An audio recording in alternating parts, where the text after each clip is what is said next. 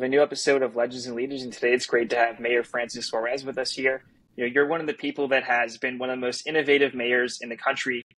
You've really done so much to Miami that has put it at the forefront of technology, at the forefront of business. It was always this entertainment city. People knew you can have the greatest restaurants, the greatest times, but to have really venture capital here and to have technology, to have world-class entrepreneurs, this was something that you really spearheaded. You also cleaned up the city a lot. It's a very safe place. It's a place that people feel like they can raise families in.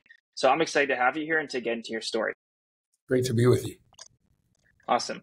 So where did your passion for civil leadership and wanting to be, in this position now, where did this kind of come from? Was it something that you had when you were young? How did it start? It's interesting. My dad, so we're the first father and son mayor.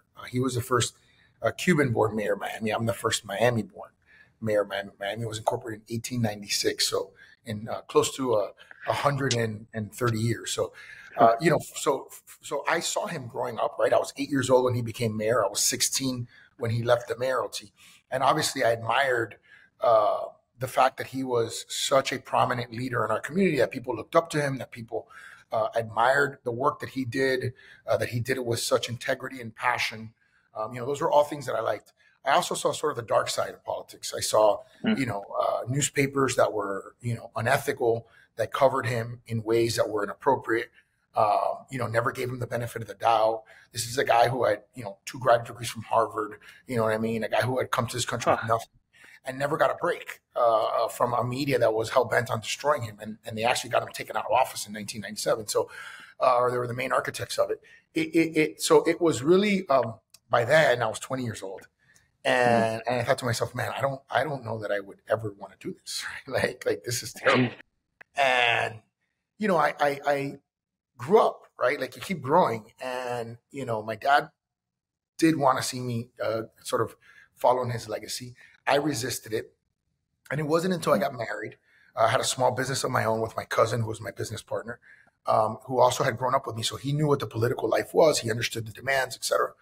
And, we had little things happen to us. Somebody broke into our house.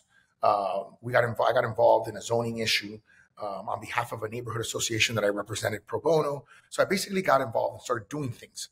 And, and so little by little, that civic fire, that fire of giving back, of being involved in issues that are bigger than oneself and sort of the microcosm of one's nuclear family, it started to kind of tug on me a little bit. And then the councilman from my area decides to run for mayor, and I was living in a beautiful little neighborhood.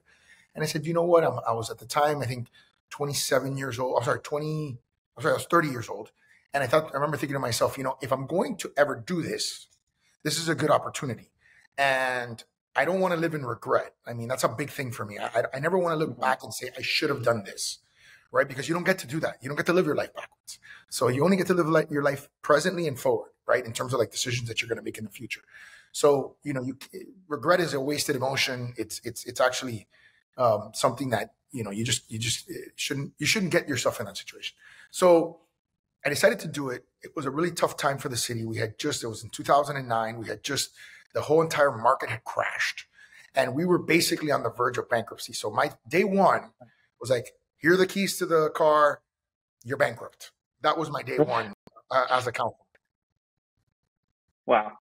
So, how did you kind of deal with, when you were campaigning and then also later on, as you were mayor, you mentioned that it was not easy, seeing these types of stories and things written about your dad. And how did you learn the kind of mechanisms to handle people disagreeing with you publicly, maybe going throughout boundaries that you wouldn't have liked? Sure. So I think there's a few things to unpack there.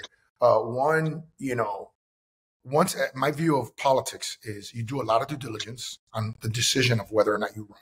But the minute you decide to run, you kind of, in a horse race, you kind of have to be the horse with the little blinders, and you just go. Once you've made that decision, you cannot look sideways. You cannot look back. You cannot say, you just got to go because it requires that level of intensity. So I was a ferocious campaigner. Once I decided to campaign, I was like, no one is going to outwork me. They can outsmart me. They can outspend me, but they're not going to outwork me. And so, I was always thinking about that. In terms of the negative stuff, I put the negative stuff in 2 buckets. right? Bucket number one is what I call good faith negative, right? We're human beings. We all make mistakes. We all make decisions that are subject to criticism. It's okay to be criticized, right? I mean, if as long as the criticism is from someone that's acting in good faith, right? Mhm. You, Ben, may not like a position I took on X thing or Y thing. You're acting in good faith. It's your position. You feel based on your life experiences that I should have done X, I did Y, and you want to be critical of it. I don't have a problem with that. I can debate that person. I can even change my mind and say, you know what? Wow, that's a really good argument. I really should have thought about that before I made the decision. So that's one bucket. Then the second bucket is bad faith, right? Is people who are either getting paid or who are anonymous, trolls, miserable for whatever reason in their own life, and they want to prosecute their misery on other people. They want to sort of, and that to me are people that frankly you have to tune out. You have to tune them out. However, they can be influential. And so the problem is not so much whether they hurt you. The problem is whether they hurt other people's impression of you, if they somehow have credibility or if they go unrefuted. So that's been something that I think is new in this world, this sort of social media content world. And it's something I struggle with, to be honest, because my view has always been, and the leaders I've always admired are people that are ethical, honorable, act a certain way, comport themselves in a certain way. And and that's what they do. And so, but we live in a world where that's not enough. You know what I mean? You've got people that are attacking you viciously, making all kinds of accusations and allegations. And unfortunately, they're trying to bring you into the mud with them. And it's hard. It's hard not to go there. Mhm. So when you were running, you were one of the youngest people. I mean, you were pretty young at the time. And I think people question the fact that you were young and, how could you be somebody that can handle a role like this? Like, how did you kind of overcome that? And do you think that the fact that you were positioning your campaign as being a forward-thinking individual and wanting to make this a forward-thinking place and implement these young ideals really helped with that? I think first of all, I had a great. I mean, I think I had good qualifications to run. Right, I had a background in finance. I was a lawyer. So yeah, I was chronologically young, but I would often say on the campaign trail that I was young on the one hand and old on the other hand. They say, well, how can you be young and old at the same time? And I said, well, I've been around politics since I was 2 years old. My dad first ran for office in 1979. I was two. So I've been around politics at the time for 37 years. So that was how I would say, I'm young chronologically, but I'm old because I've been around politics for, actually it was, 2 minus 27, 25 years, right? Like, or 29 Wow. minus 27 years. So a large portion of my life and many, many, many years. So I think that helped me a lot. Um, understand what the role meant, what you had to do. And then you do your homework, right? Like you're a board member. You've got to read the materials. You have to educate yourself, understand them, to be able to make a good decision. Mhm. Definitely a good way to look at it. So, people talk about this Miami tech plan, and so a lot of people like kind of view it as, oh, like Miami just had this kind of tech boom, and it's here. But you talked about when you were in Israel together, you talked about that it's really manufactured. This was something that took many, many years. You were looking for the right technology. Francis, can you kind of just go more into like what it really took to make Miami into a tech hub? I'm smiling because I often say it was a 15-year overnight success story, you know? So, so I think 15 years ago, me and others, and I wouldn't even put myself as the first. I would say Manny Medina, arguably, is the first person who owned probably the only relevant tech company in Miami, which was a company called Terramark, which was a data center network access Huh. point that was sold to Verizon for like $1 billion too. Manny was the first one that understood how to create a talent-based tech ecosystem, and so he created something called Emerge, which was a technology conference. And little by little, we started to put into place the building blocks of what this could look like, of this sort of transition from a hyper industrial, labor intensive economy to an increasingly digital, intelligence based economy. Right. And so we saw that happening. And what we did, we started positioning ourselves through the tech conference. Uh, and then we got lucky at some level, right? Like you had these macro factors that conspired in our favor. We had obviously the pandemic. We were relatively open while other cities were relatively closed. A lot of people decided to come. Remote work helped at the same time because people could, just like we're doing this podcast remotely, people could be in one place like Miami and work for a company that was in New York, for example. And then they were starting to collide with people here, right? And then you had, you had a situation where there was a culture at the time of these major cities like New York and Chicago and California, kicking out major companies and major entrepreneurs, right? Sort of this un-American, anti-American, anti-entrepreneurial attitude.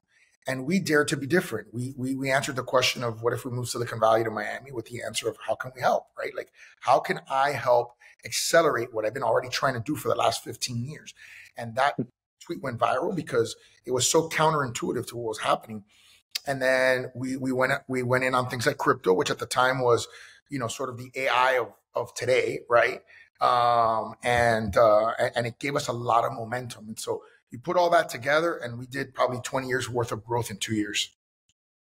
You mentioned like how can I help? Seems like it's like kind of counterintuitive to what's going on, but do you think that's just the most logical, basic thing? When I walk door to door, I always said, like I told you, I said no one's gonna outwork me. I knocked on about 15,000 doors when I ran for the council, and I only won by 260 votes the first time. 15,000. I knocked on 15,000 doors, and I won by 260 votes.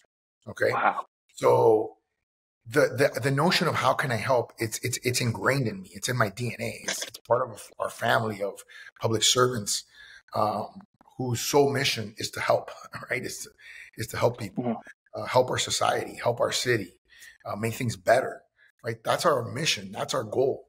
And so, for me, the how can I help mantra, right, was just very natural. It was like, okay, we want to do this. What can I do to help make it happen? But it became so viral because at the time, no mayor was doing that. Every mayor was doing the opposite. So that's why it was incredible. Mm-hmm. What do you think are like kind of the next phases for Miami Tech? Like, what are some things that you want to bring to Miami that haven't been there yet? Or what are some of the next steps you think in the progression of it growing will happen? Everybody's talking AI right now, but it's not just AI, right? It's AI, it's cybersecurity, it's the space race, it's virtual reality, it's crypto and blockchain and decentralized finance. I mean, it's all of these, digital technologies, right, that are going to create the sort of economies of tomorrow, right? Data centers, et cetera. So energy, which powers these data centers. So, I think for us, we just want to be riding that, what I call the tsunami of opportunity, right? This generational tsunami, right, of opportunity. We want to ride that wave. We don't want to be swept up in it. We don't want to go for cover. We certainly don't want to go in the opposite direction, right? That's not good. So that's what we want to do. And I think for us, it means prioritizing talent and the creation of talent. So we're going to continue to focus on our talent pipeline. How do we continue to develop it at the level and at the scale that we need it? Good. Definitely good. Sounds good.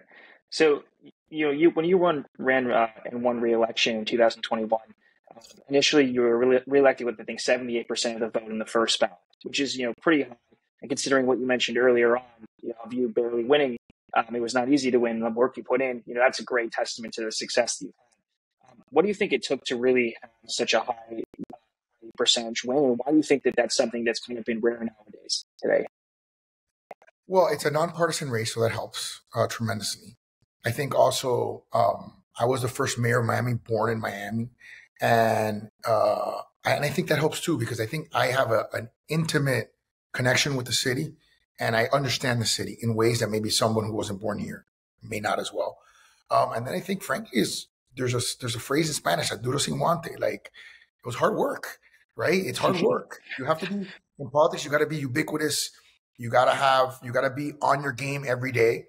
You have to, I know it sounds kind of silly, but you have to be nice and treat people with kindness and respect. That's important. When you're going around and every single person you touch, you treat kindly with respect. They feel appreciated, loved, listened to, right? That snowballs, right? People talk about it. They're like, man, this guy's awesome. You know what I mean? And so that's intentional. I pray every day, God, give me the strength, the energy to be that way with every person I interact with. I don't even want to miss one person. You know what I mean? And I certainly don't want ever, the humblest person that I interact with to think that I treat them any worse than the, most prestigious person that I interact with on a given day. I want them all to think that they're getting my full attention, my full energy, and that they're just as important because they have infinite value in the eyes of God. And so that's my approach. And I think that's been part of the reason why we've gotten those numbers. Mm-hmm. So, like you just mentioned, you want to treat everybody the same type of way, which is a great way to be. One of the problems that big cities face is homelessness, and it's in every major city. I think you mentioned a point that you knew I don't know if you still do. You knew the exact number of homeless people, and you were aware of exactly how many there were. Yeah. I know the exact amount of homeless. I know the exact amount of homicides. So how do you plan on reducing, the homeless, of course, getting to that goal of zero? Like, what are some steps you're trying to take now because that's a problem that I think everyone wants to solve? Sure. A few things. One is we know that if we can get permanent housing for them, 99% of them, of people who get into permanent housing don't go back to the streets. So we know that works. We also want to expand existing capacity right now in the short run until we get that housing capacity to make sure that we can cover and treat every single person. We're comprehensive in how we do it. We offer drug treatment, mental health counseling, vocational training for some of our big industries like hospitality and construction management. So we are very comprehensive in what we do and what we offer. And we're doggish. I dedicated a staff member of mine to specifically liaison with all the homeless agencies. So that's her only role. She's fantastic. She's done a great job. And I'm super proud of the work she's done. And we've cleaned up a lot of the city, and we're going to continue to do that. And we're going to treat people with dignity and respect like they deserve to be treated. We're going to help them try to rehabilitate themselves. But at the same time, we also have to understand that what you do doesn't only affect you, it affects everybody else. And there has to be accountability insofar as we need to make sure that the people who are being impacted by homelessness are also protected. Mm-hmm. So, Mayor, you mentioned that you assigned a staff member for one specific position. I mean, you're an operator. You're having to delegate to different people. Like, what goes into your routine, whether it's fitness or family time? Like, how do you balance this type of life that you have now so you're always on your A game every day? So I think I know that maybe some of this stuff may sound basic, but I'm a big believer in the big three: sleep, eat, and exercise. Right. And so, sleeping, you've got to get your rest. You cannot function. I don't care what anybody says. I heard, I function on 4 hours. That's BS. You need to get your rest. You need to eat healthy, and you need to exercise. Now, I would add a fourth thing, which for me is prayer or meditation, right? So I pray every single day. And then I do some things that I would call adversity training, right? And you could put exercise under that rubric, but I do things like cold plunging, right? And cold plunging, not only does it stimulate your endorphins, and there's a lot of like metabolic benefits, but I just think the biggest benefit is that I don't want to do it, and I force myself to do it. Right? Every day I have an argument with myself, a conversation with myself, and every day I have to overcome my resistance, and that's life. There are so many moments in life in a given day where you are dealing with a reporter, you're dealing with something where it's uncomfortable, and you have two choices: you can feel uncomfortable, or you can start getting used to being uncomfortable, right? And I think that's a really important skill set for a leader, especially in this hyper-dynamic, unfair world where you're going to be criticized in ways that are not truthful and fair. It's just part of life. So I've learned that. I started doing that, and it's been super helpful. Mm-hmm. It's good to hear you have a nice routine. Yeah. So what are some of now, like at this point in your life, you're mayor, you've accomplished many things in this position, you've accomplished things also outside of it. Like, what are some things that you haven't done yet, some goals that you have short-term or long-term that you aspire to accomplish, let's say within the next 5 to 10 years? Yeah.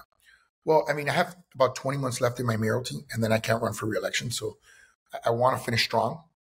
I would love to, like you said, get to zero at homelessness. We have 3 cultural facilities that I would like to see moving towards restoration in our city. We are rebuilding some of our assets, like our police department, our administration building, and some of our fire stuff. I'd like to see that.